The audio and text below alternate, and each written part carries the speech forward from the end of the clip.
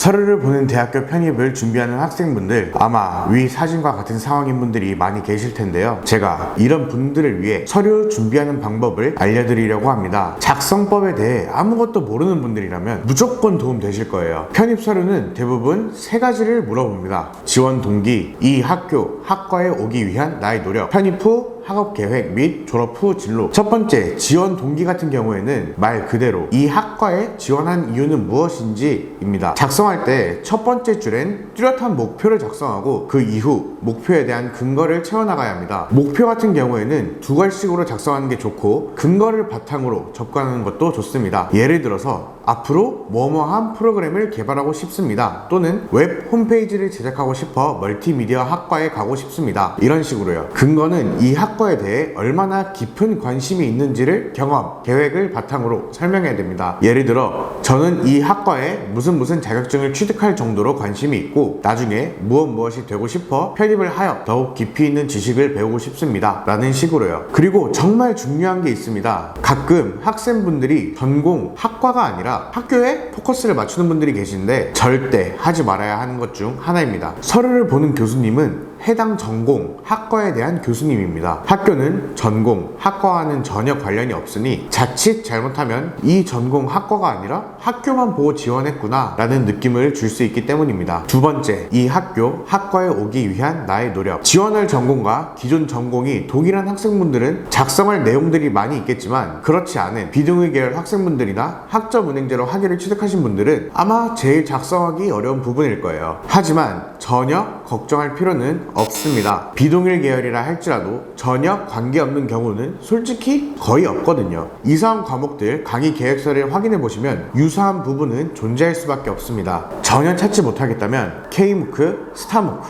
KOCW 등 무료 온라인 강의를 듣는 방법도 있습니다. 우리는 활용할 수 있는 모든 것을 활용해야 합니다. 작성 방법은 관련된 무슨 수업을 들었습니다 처럼 단순하게 작성하는 것이 아니라 무슨 수업을 들으면서 뭐뭐에 대한 역량을 쌓을 수 있었으며 그로 인해 어떠한 경험을 쌓았습니다 와 같은 사실을 바탕으로 하여 구체적으로 작성해야 합니다. 만약 동일 전공을 나온 학생이라면 비동일 계열 학생은 작성할 수 없는 전공에 대한 깊이 있는 지식을 활용하여 작성하는 게 베스트입니다. 세 번째, 편입 후 학업 계획 및 졸업 후 진로 같은 경우에는 앞선 두 항목보다는 작성하기가 수월합니다. 해당 대학교 지원하는 학과에 들어가서 커리큘럼 또는 교재를 참고하여 작성하시면 됩니다. 추가적으로 교수님들이 작성한 논문도 최소한으로 파악한 후에 첨가해서 작성하시면 더할 나위 없이 좋고요. 작성 방법은 뭐뭐 해서 뭐뭐 하겠습니다 보다는 어떠한 과정을 통해서 어떠한 것을 경험하겠습니다 처럼 교수님이 납득할 수 있도록 작성해야 합니다.